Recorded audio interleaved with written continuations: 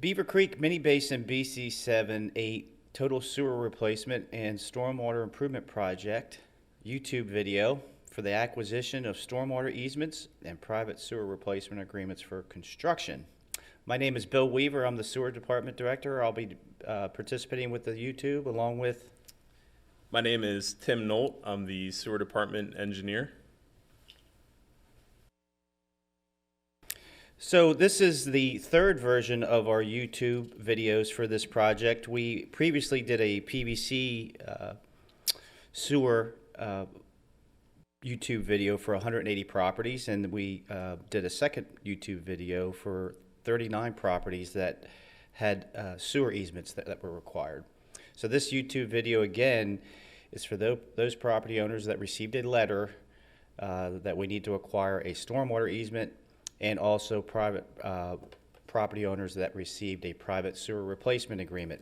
Our presentation has about 30 slides that Tim and I will do, and hopefully that'll help explain the project. So the project team is the property owners, yourself, the Board of Supervisors and the Sewer Authority Board. Brad Gutschall is the Township Manager. Shelley Smith is Brad's assistant, and she's also a notary for the stormwater easements that required notary.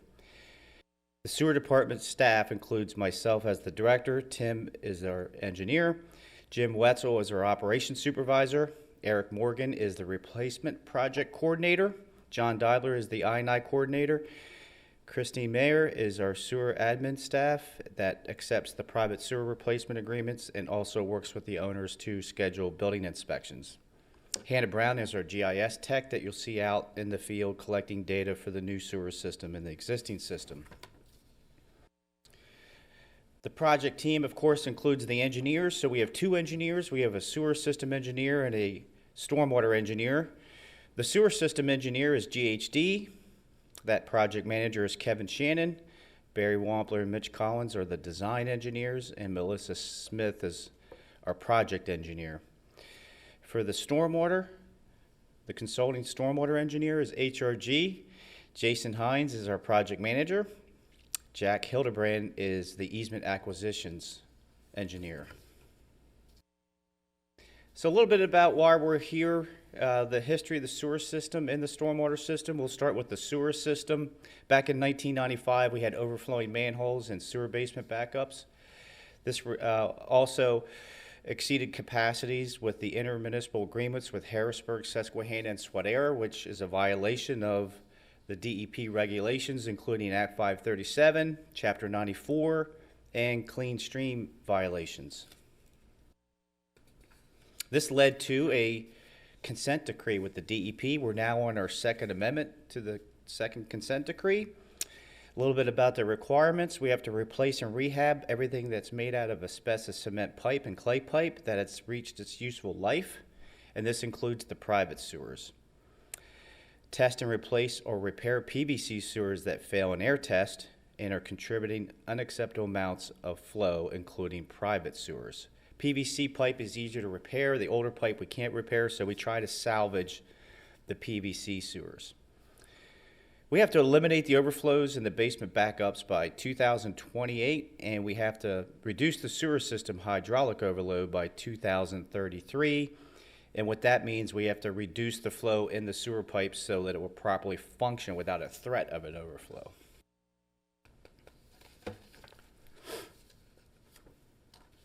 And then lastly, the Second Amendment to the Second Consent Decree will require, or may require, I should say, that'll be evaluated 5 to 10 years from now, storage tanks to eliminate the overload.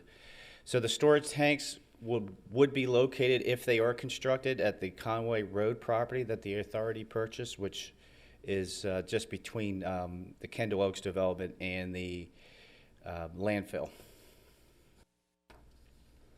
Then a little bit about the history of the stormwater system.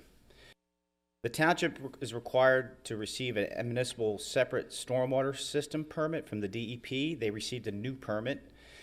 This new permit requires significant expenditures to comply with the new Chesapeake Bay pollution reduction requirements and new requirements to reduce sediment to the Paxton Creek watershed.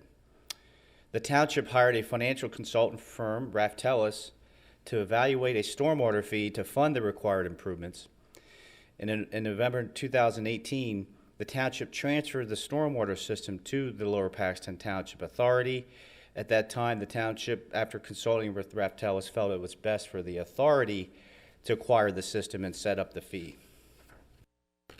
So in December 2018, the authority adopted a stormwater fund budget and rates, including a capital budget for stormwater improvements.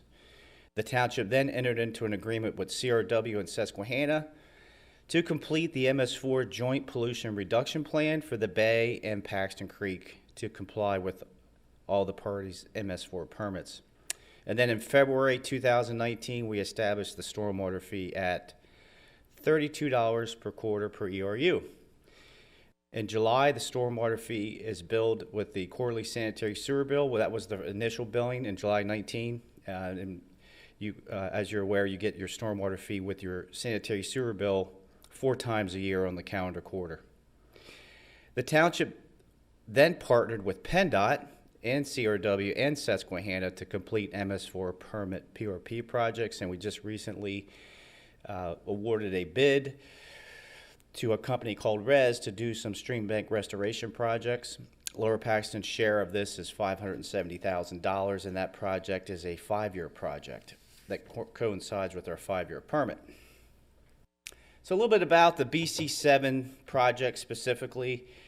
The sewer and stormwater, now that it is owned by the authority, these projects are going to be conducted simultaneously and combined for efficiency, of course. And this project will consist of replacing 6.6 miles of the existing neighborhood sewer system. This includes 205 manholes, 596 private building sewers, and portions 3.8 miles of the stormwater conveyance system, and that includes 255 associated drainage structures.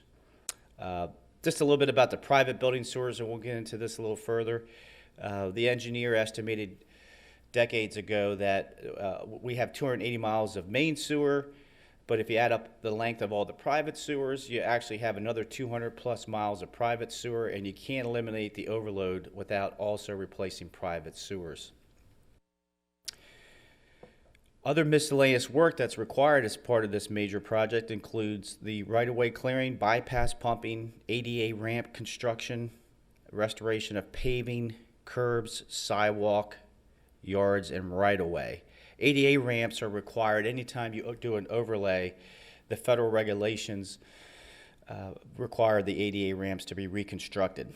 So this total project cost is estimated at $19 million. So a little bit about the project area. This project is located for the BC7 area is the Devonshire and southern Paxtonia areas. That covers the developments of Meadowbrook, Beaverbrook Manor, Devonshire Heights, Paxtonia Acres, Lamplight Village, South Devonshire Estates, and Windsor Manor. Then the BC8 area is a much smaller area, and that's just south of Devonshire Road on the way to Amber Fields, which is basically Sarandona Avenue, that area there. Much smaller area.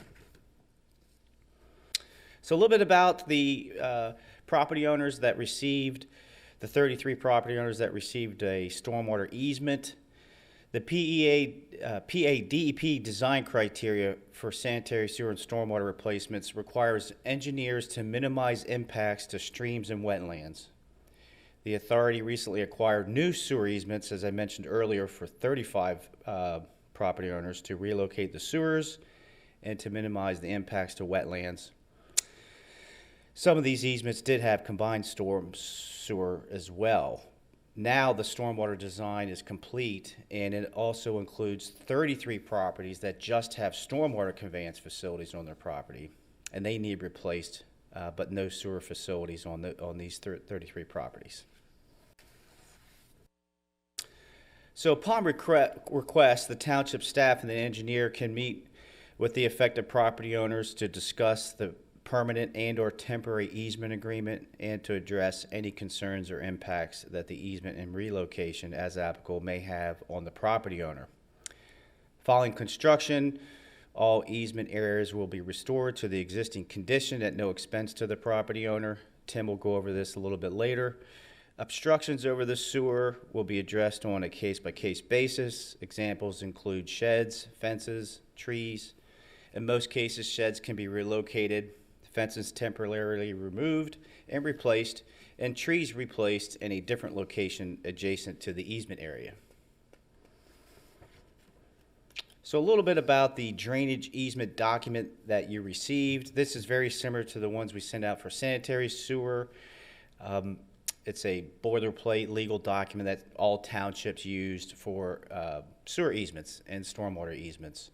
So the necessity of this is all the stormwater that was designed over the last 50 years in Lower Paxton and around the state of PA and around the country.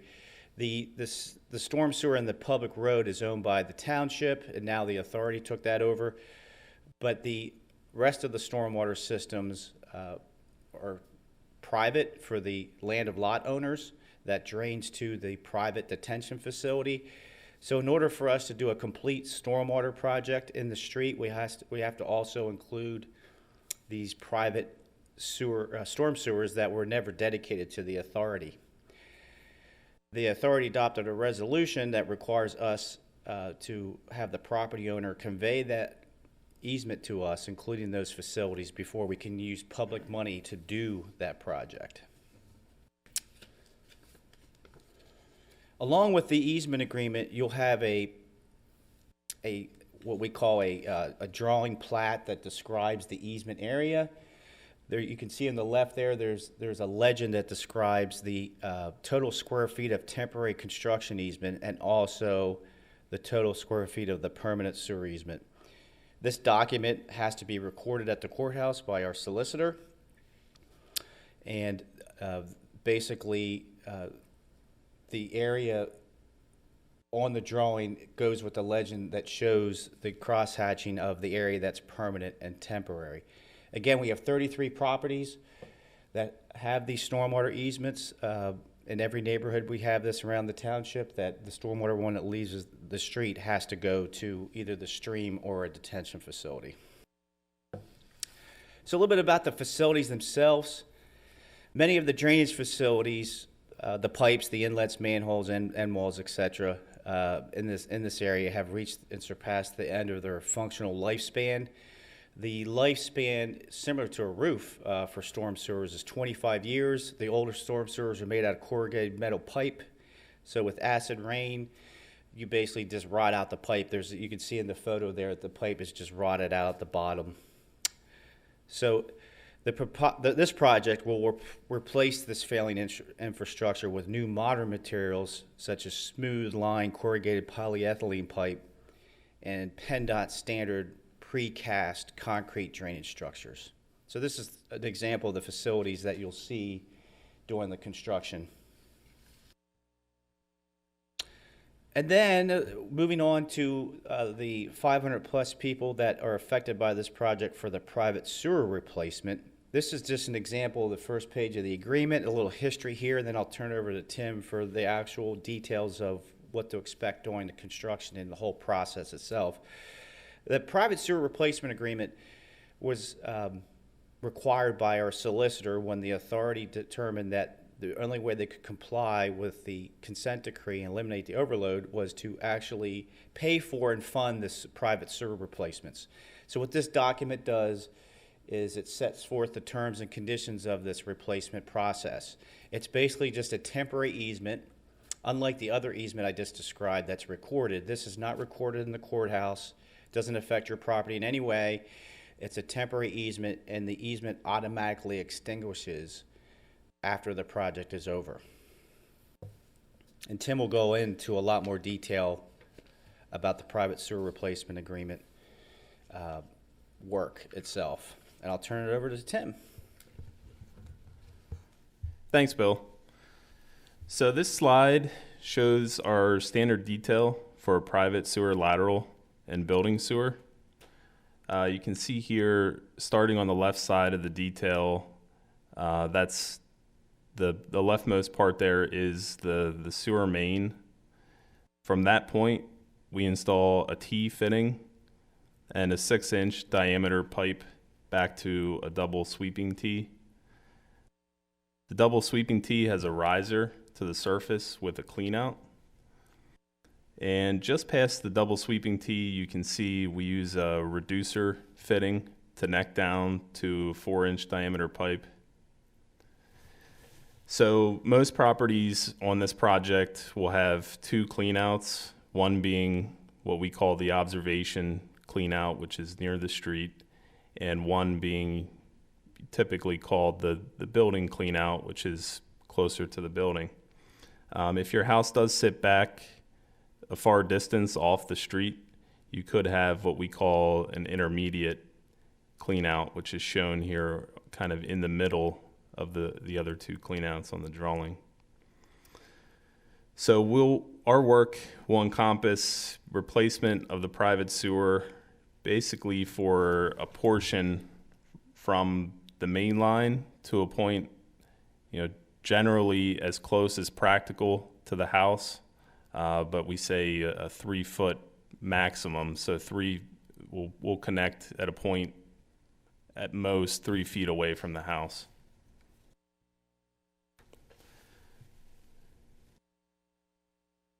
So on this picture, the main line is to the right and the house would be to the left outside of the photo itself.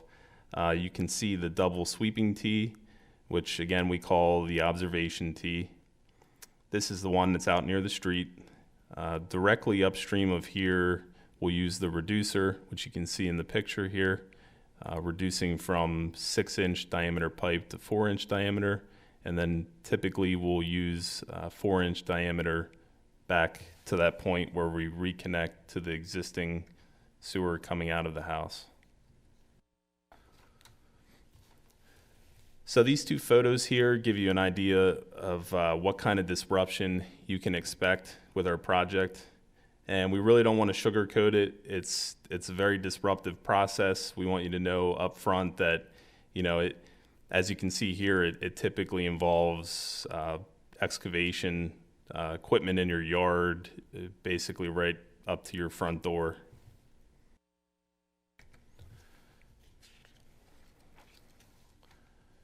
So here's a before and after photo. This isn't the same property, but just to give you an idea of what the disturbed area will look like during construction, which is on the left, and then what the area will look like when our work is finished.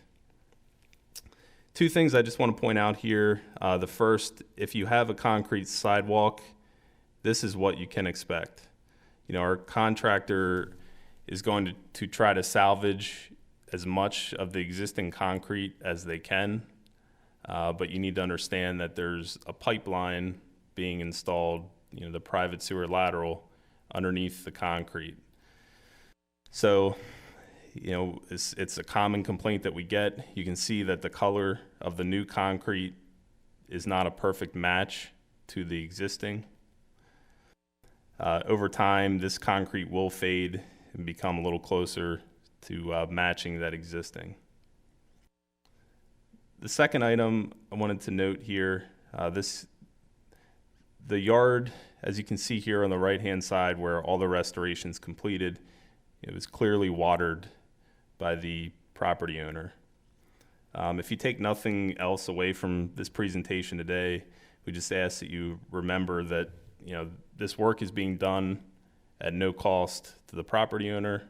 We take care of all the pipeline installation, the restoration work on the private property side.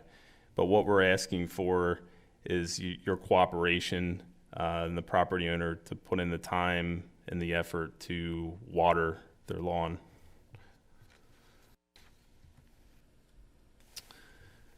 So leading right into that, here's kind of what you can expect. The lawn on the left appears to be properly watered. The lawn on the right, not so much. So after we complete our work, we'll issue a door hanger that provides information as to the proper care, initially what's important, watering the lawn, fertilizing, things that a step-by-step process that you can follow and get results similar to the left and not the right. You'll notice on the picture on the left that the property owner appears to be using a sprinkler, and I'll talk about that here in a minute.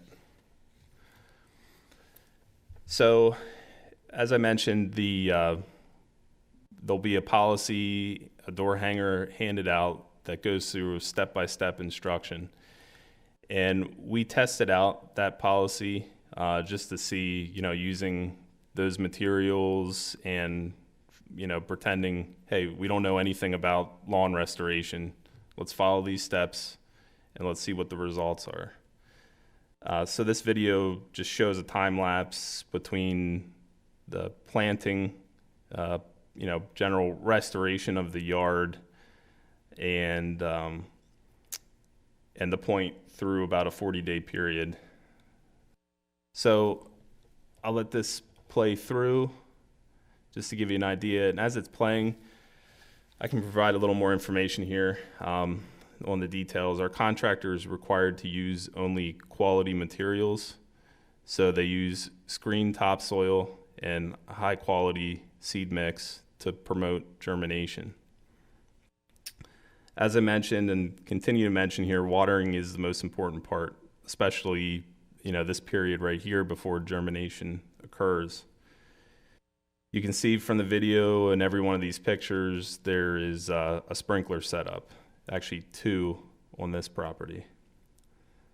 So this is a really important fact. Your purpose of irrigation is to try to mimic the best you can a natural rainfall event. Using a hose with a nozzle on the end isn't going to accomplish that.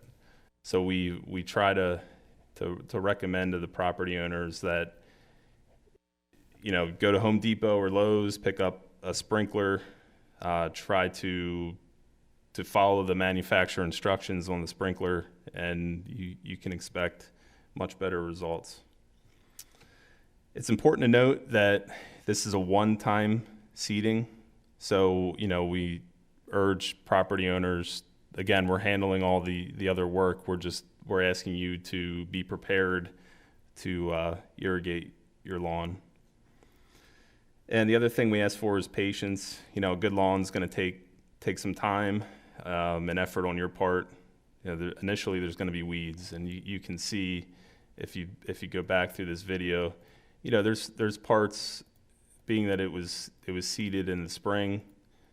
There are parts throughout here where you can see some weeds coming up in the yard. But your goal with the irrigation and the whole process on our policy should be to try to get as much grass to grow as possible so you can choke out some of these weeds.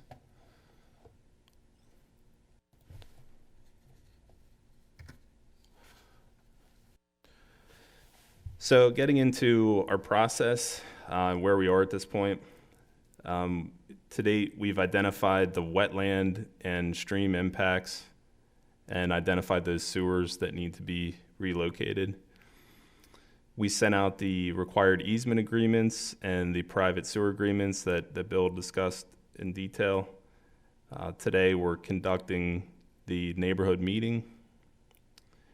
We then receive the easements back from property owners. We submit our DEP permit applications, and we receive the private sewer agreements back from the property owners as well.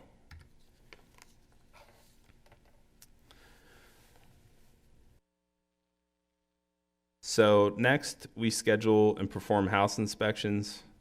We have one staff person that's designated to perform these inspections. His name's John Dibler, so you will have the opportunity to meet John through this process. After that, we receive our DEP permits. We then advertise and open bids, followed by contract award. Then our contractor replaces the sanitary and storm sewer facilities, both our main lines in the street and the private sewer laterals. our contractor restores the affected areas that we discussed just a minute ago. And then we're required to monitor long-term success. DEP requires us to monitor through metering and improve the effectiveness of our program. These are schedule milestones at this point. Just to highlight a couple things on here, we're looking to receive most of the private sewer agreements no later than October. This will provide us with enough time.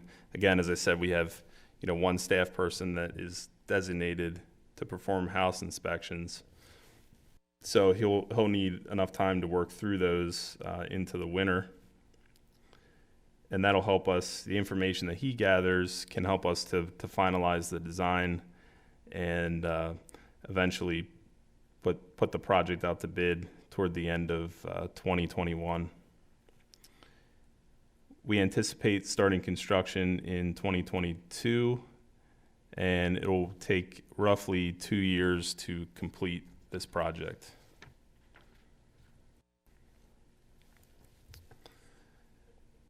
Just to review some property owner responsibilities, if you have any questions on the easement documentations, we're happy to make a site visit, as Bill said, answer any questions that you might have, and go a little bit more in detail on what the work is going to involve. We ask that if you have received an easement agreement that you sign that and return that to us.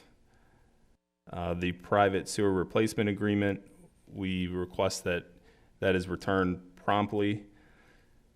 Just a note, if we do not receive the agreement back in 30 days, we assume you do not wish to sign, and we need to we can't delay the project. We have to start the condemnation process.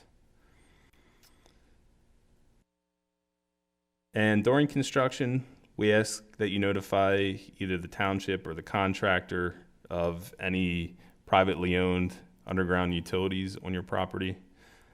This will be things like dog fences, electric lines, and sprinkler systems.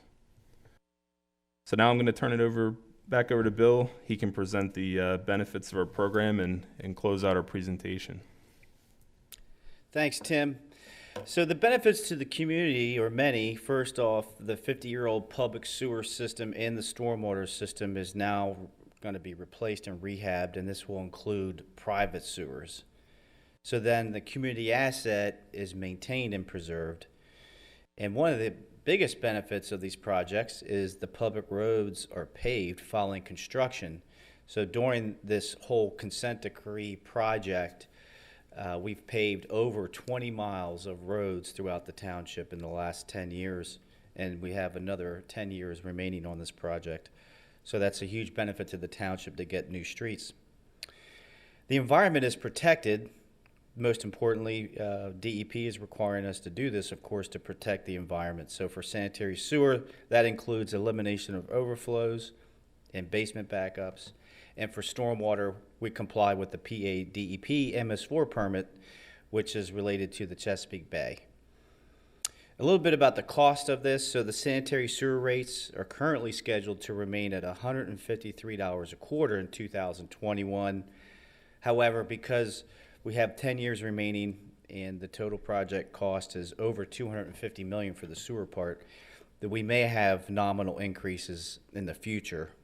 And the board has directed that we schedule those at no more than 3%, which is inflation. So that's good news.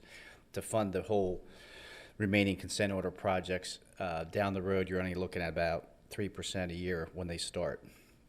Stormwater fees, they're a little more complicated because it's a brand new program, so we don't really know what the fee will be next year. It is scheduled to be reevaluated in 2020. With the draft credits program. So that'll be another YouTube video that we'll be presenting for credits. So keep posted to the webpage for that. Also, please visit the township webpage for updates on this credit policy as we go forward for residential and commercial property owners. Also, please visit the Township Sewer and Stormwater Projects website to stay updated on the project itself. And you can also sign up to receive project updates via email or mobile app. That site is shown there, www.lowerpaxtonatwork.com. Finally, to schedule a stormwater easement meeting, we have mentioned previously that we have a stormwater engineer, and Jack Hildebrand is our easement acquisition person with HRG, and we have his office phone number there, and he also has provided conveniently his mobile number, and you can also email him. For folks that just received the private sewer replacement agreement, which is the majority of you, we sent out over 400 of those. You can call the township office and talk to Tim or I. You can also send us questions to mynewsewer@lowerpaxtonpa.gov, and Tim pulls those down, and Tim and I review those and respond to any questions you have through that. There are 33 property owners that did actually receive both agreements. For you folks, the township staff can coordinate if you want to talk about both of those agreements. We can coordinate a meeting with Jack at HRG with Tim and I to go out at the same time if you'd like. And we thank you again for viewing our YouTube presentation, and we hope that this project is successful, and you have any other questions, you know how to get a hold of us. Thank you.